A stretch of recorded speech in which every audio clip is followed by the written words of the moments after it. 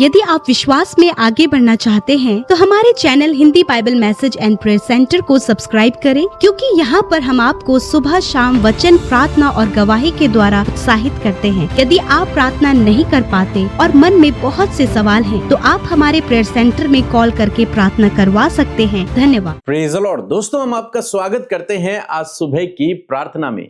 और आज मैं आपसे बात करना चाहता हूं कि परमेश्वर आपको हर एक परिस्थिति पर विजयी करेगा। आप चाहे जीवन में किसी भी क्षेत्र में आज स्ट्रगल कर रहे हैं, लेकिन वो दिन दूर नहीं जब आप इन परिस्थितियों पर विजय हासिल कर जाएंगे। लेकिन ये विजय, बहुत सारे भाई बहन सोचते हैं कि ये विजय हमें अपनी ज्ञान, बुद्धि, समझ, बल, शक्ति से, जान पहचान से, पैसे से मिल जाएगी। लेकिन ऐसा होना संभव नहीं है। हाँ, कुछ केसेस में हो सकता है, लेकिन यदि आप प्रभु यीशु मसीह पर विश्वास करते हैं तो हमारे लिए यह जरूरी है कि हम अपने आप पर नहीं बल्कि प्रभु पर निर्भर रहकर हर एक परिस्थिति पर विजयी हों। हम अपनी ज्ञान, बुद्धि, समझ से, बल, शक्ति से किसी भी परिस्थिति पर विजय नहीं हो सकते, लेकिन प्रभु पर निर्भर रहकर यदि प्रभु हमारे साथ में है तो हम हर एक परिस्थिति पर विजयी हो सकते हैं।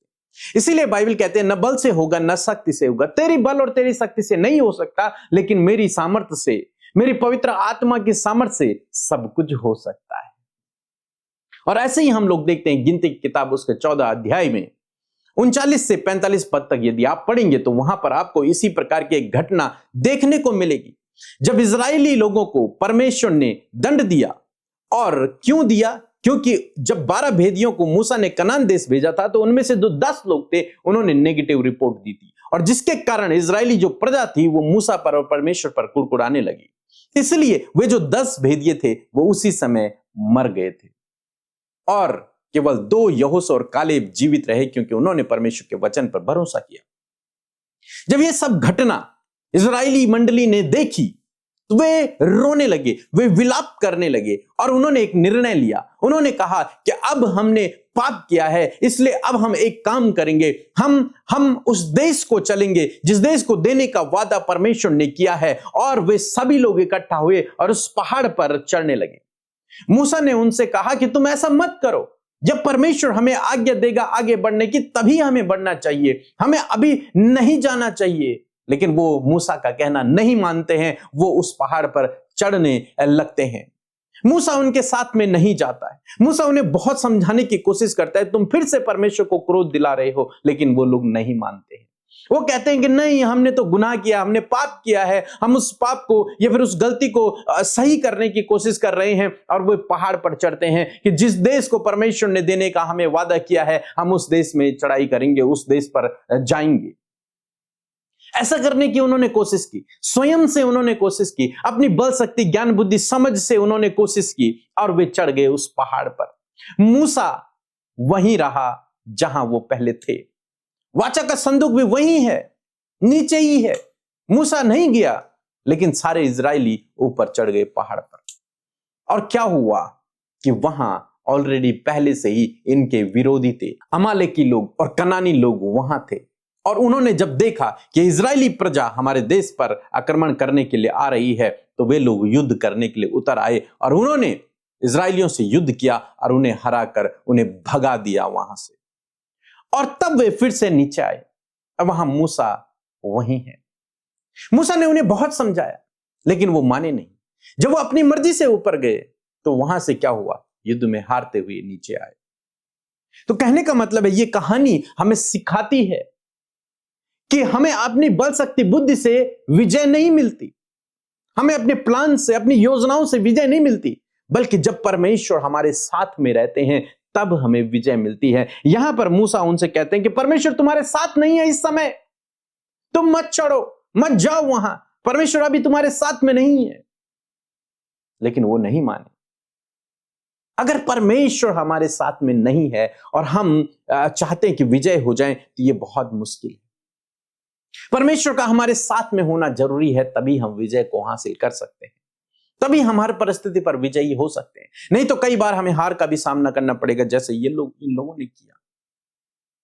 आज सुबह में मैं आपको उत्साहित करना चाहूंगा। आपके जीवन में चाहे कैसी भी परिस्थिति हो, किसी भी क्षेत्र में आप स्ट्रगल कर रहे हो, लेकिन इस बात को ध्यान रखें कि परमेश्वर के बिना आप अपनी बल शक्ति ज्ञान बुद्धि समझ से कोशिश नहीं करेंगे। आप परमेश्वर पर निर्भर रहकर कोशिश करेंगे, परमेश्वर पर निर्भर रहकर आगे बढ़ेंगे, परमेश्वर के आज्ञा के अनुसार अपने जीवन में आगे बढ़ेंगे, उसकी आज्ञा के अनुसार आप कार्य करेंगे। और जब आप ऐसा करेंगे तो आप हर परिस्थिति पर विजय को हासिल करेंगे। इसीलिए मूसा आगे नहीं बढ़ा, मूसा वहीं रहा।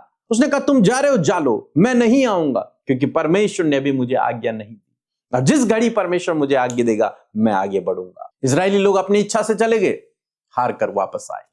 आज मैं आपको उत्साहित करना चाहूंगा कि अपनी इच्छा से नहीं बल्कि परमेश्वर की अगुवाई में होकर कामों को करें, तो आप हर एक परिस्थिति पर विजयी होंगे। सो प्रभु आपको इस वचन के द्वारा बहुतायत से आशीष दे। और आप लोगों के लिए एक खुशखबरी है, हम फिर से दिल्ली आ रहे हैं। 18 सितंबर को हम लोग दिल्ली में एक प्रेयर मीटिंग के लिए आ रहे हैं। यदि आप इस प्रेयर मीटिंग का हिस्सा बनना चाहते हैं, अपने जीवन में प्रभु के कार्य को देखना चाहते हैं, उत्साहित होना चाहते हैं, विश्वास में बढ़ना चाहते हैं, आत्मिक रूप से बलवंत होना चाहते हैं, तो आप जरूर से इस मीटिंग में शामिल हों। और इस मीटिंग में शामिल होने के लिए आपको पहले अपना नाम हमें लिखवाना होगा, दर्ज करवाना होगा अपना नाम, क्योंकि बिना आपके रजिस्ट्रेशन के वहां आपको एंट्री नहीं मिलेगी। जब आपका नाम हमारी लिस्ट में होगा तभी आप उस मीटिंग में शामिल हो पाएंगे। तो इसलिए जरूर से जल्दी आप इस नंबर पर कांटेक्ट करें, व्हाट्सएप मैसेज करें और अपना नाम दर्ज करवाएं, अपना नाम लिखवाएं, और कितने लोग आ रहे हैं, कौन कौन आपके साथ में आ रहे हैं, वो सारी डिटेल आप बताएं, ताकि आपको उस समय उस मीटिंग में आने के लिए एंट्री मिल जाए। तो जरूर से आप इस प्रेयर मीटिंग में शामिल हों और प्रार्थना करें, जरूर से प्रार्थना करें कि प्रभु इस मीटिंग को सक्सेस करे। और यदि आप दिल्ली क्षेत्र से हैं, दिल्ली के आसपास से हैं, तो आप यदि हमारे साथ में इस मीटिंग में हमारी इस मीटिंग का हिस्सा बनना चाहते हैं, आप वॉलंटरी कर सकते हैं, आप हमारे साथ में सहयोग कर सकते हैं। इस मीटिंग को ऑर्गेनाइज करने में और पूरा करने में आप हमारे साथ में सहभागी हो सकते हैं। तो भी यदि आपके मन में यह इच्छा है तो आप जरूर से इस नंबर पर हमें कांटेक्ट करें और कहें कि हम एज ए वॉलंटियर आपके साथ में काम करेंगे उस मीटिंग में। तो जरूर से प्रभु आपको आगे बढ़ाएगा और ये मीटिंग बहुत सक्सेसफुल होगी। आप जरूर से इस मीटिंग के लिए प्रार्थना करें। सो प्रभु आपको आशीष दे। की सिस्टर, हम मोहिनी गुप्ता बोल रहे हैं और दिल्ली मीटिंग के लिए हम परमेश्वर का धन्यवाद करते हैं। परमेश्वर की महिमा को देखकर हम इतने वहाँ पे खो गए और परमेश्वर की इतनी अद्भुत शक्ति को देखा हमने अपने जीवन में। सबसे अद्भुत कलेसिया देखी और उस कलेसिया में परमेश्वर का इतना नूर था कि हम उस वातावरण में ऐसे खो गए, जैसे लगा कि प्रभु यीशु के समय में जैसे लोग उनके साथ बैठते थे, उनके वचनों में परमेश्वर के खो जाते थे और परमेश्वर के इतने सुंदर वचन सुने और हम परमेश्वर का धन्यवाद करते। सिस्टर को हमने बहुत करीब से देखा, उन्हें छू के देखा। हालेलुया। हमें 4 साल से बहुत तमन्ना थी कि हम सिस्टर से मिले, पर हम वहाँ तक पहुँच नहीं पाते थे। परमेश्वर का धन्यवाद करते हैं कि परमेश्वर ने इस दिल्ली मीटिंग में हमें परमेश्वर की दासी सिस्टर अमिता से और भाई पीके बिदर से और उनकी कलेसिया से मिलने का मौका मिला। हम बहुत धन्यवाद करते हैं। हमने अपनी ज़िंदगी की सबसे अच्छी मीटिंग देखी और इस मीटिंग में आने के लिए परमेश्वर ने हमारी जो भी सहायता की आने में, और इसके लिए हम धन्यवाद करते हैं। Praise the Lord. आप सबको जय मसीह की इस सुंदर सी सुबह में आप सबका स्वागत करते हैं। मैं आशा करती हूँ आपने वचन को बड़े ध्यान से सुना है और परमेश्वर का वचन आपके जीवन में कार्य करेगा। सो आइए मिलकर हम प्रार्थना करें। धन्यवाद धन्यवाद धन्यवाद करते हैं स्वर्ग में विराजमान अति पवित्र महान सामर्थ्य पिता। हम आपका आदर सम्मान आपकी तारीफ करते हैं, आपका धन्यवाद देते हैं प्रभु आपकी उपस्थिति के लिए, आपकी पवित्र आत्मा के लिए परमेश्वर, विशेष कर प्रभु आज की सुबह के लिए प्रभु जो आपने हम में से हर एक जन को दिखाई है। रात भर में प्रभु तूने हम में से हर एक जन को अपने पंखों की आड़ में हिफाजत से रखा प्रभु, मीठी नींद से सुलाया प्रभु जी, और इस नए दिन में परमेश्वर प्रभु तूने हमें जीवित रखा है। इस बात के लिए खुदा हम आपका धन्यवाद करते करते हैं। धन्यवाद करते हैं प्रभु कि आज के दिन प्रभु तेरी योजना हम सब के लिए है प्रभु। हम सब उस योजना में शामिल होना चाहते और चाहते तेरी इच्छा पूरी हो पिता। प्रभु आपने ज्ञान बुद्धि समझ से प्रभु जी हम में से हर एक जन को भरे प्रभु। आपका सपोर्ट, आपका फेवर, आपकी प्रोटेक्शन प्रभु, एक अच्छा डिवाइन हेल्थ परमेश्वर पिता हम सब के लिए मांगते प्रभु, क्योंकि तेरा वचन कहता है मांगो तुम्हें दिया जाएगा। आज जितने भी लोग पिता अपनी प्रार्थनाओं को आपके आगे रखते हैं, आपसे मांगते हैं परमेश्वर, आपसे मांगने के द्वारा प्रभु जी ये अपने जीवन में प्रभु बड़ी आशीष को पाने पाए प्रभु। यदि आज कोई भी नेगेटिव बातें हैं, कोई भी भटकाने वाली बातें हैं, या फिर व्याकुलता है, बेचैनी है, घबराहट है, यीशु के नाम से वो चली जाए प्रभु। पवित्र आत्मा आप हर एक के ऊपर कंट्रोल करें मेरे परमेश्वर, ताकि आज के दिन में जो भी कार्य प्रभु इन भाई बहनों के द्वारा हो, उससे परमेश्वर तेरा राज्य बढ़े, आपका नाम ऊंचा हो पिता। तेरा नाम जैसे स्वर्ग में पवित्र माना जाता है, उसी प्रकार पृथ्वी पर भी हम सबके जीवनों से प्रभु तेरा नाम पवित्र माना जाए प्रभु। हम आदर करते हैं प्रभु आज के सुंदर वचन के लिए पिता। प्रभु हम वचन के लिए धन्यवादी हैं प्रभु कि तू प्रभु हर दिन प्रभु जी, हर सुबह हर शाम अपने वचन से हमसे बात करता है प्रभु। और मैं धन्यवाद करती हूँ कि आपने हम सब से बातचीत किया पिता। जितने भी लोग इस प्रार्थना में शामिल हैं प्रभु, तेरी उपस्थिति उनके साथ में है और तूने पर्सनली हर एक जन से प्रभु अपने वचन से बातचीत किया पिता। सच में मेरे प्रभु, जब तू हमारे साथ होता है प्रभु, तभी हम विजयी होते हैं परमेश्वर पिता। तेरा साथ प्रभु, तेरी गाइडेंस प्रभु, तेरा फेवर प्रभु, तेरा सपोर्ट हमारे लिए बहुत ज्यादा इंपॉर्टेंट है प्रभु जी। आज जितने भी भाई बहन प्रभु इस प्रार्थना को सुन रहे हैं प्रभु, हम आपके सपोर्ट, आपके फेवर को, आपके साथ को पिता, आपकी उपस्थिति, आपकी प्रेजेंस को उनके लिए मांगते हैं पिता, कि हर एक जन प्रभु जी आज के दिन में विजयी होने पाए प्रभु, तेरे साथ रहने के द्वारा परमेश्वर पिता। धन्यवाद करते प्यारे प्रभु जी। मैं धन्यवाद करती हूँ प्रभु जी, जो गलती परमेश्वर पिता हमने जब वचन में सुना प्रभु इजराइलियों ने की पिता परमेश्वर, प्रभु वो गलती प्रभु आपके बेटे बेटे अपने जीवन में ना दोहराए मेरे पिता।